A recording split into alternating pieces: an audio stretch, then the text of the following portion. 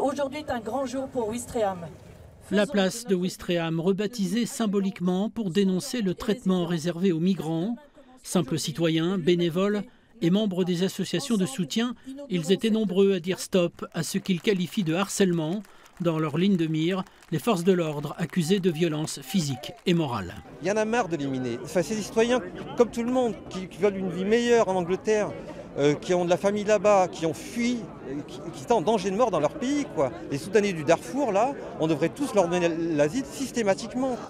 La préfecture du Calvados, dans un communiqué, réfute catégoriquement ces accusations et précise que les gendarmes font leur travail dans le respect de la loi. Une chose est sûre, les migrants, eux, sont toujours en galère dans les rues de Ouistreham et ce rassemblement avait aussi pour objectif de les soutenir. Moi j'ai honte, en fait, j'ai honte quand je viens les rencontrer, quand on vient essayer de les aider un peu.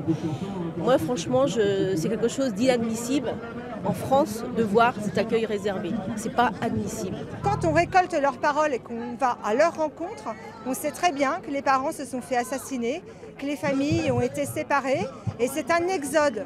Donc moi j'habite sur ce territoire, il y a eu le débarquement. Mes grands-parents ont été impactés par la guerre, ils ont vécu l'exode et l'histoire de ces gamins-là, c'est la même histoire. La cohabitation de plus en plus difficile n'est pas près de s'arrêter à Ouistreham avec le Brexit qui s'annonce et ses contrôles aux frontières.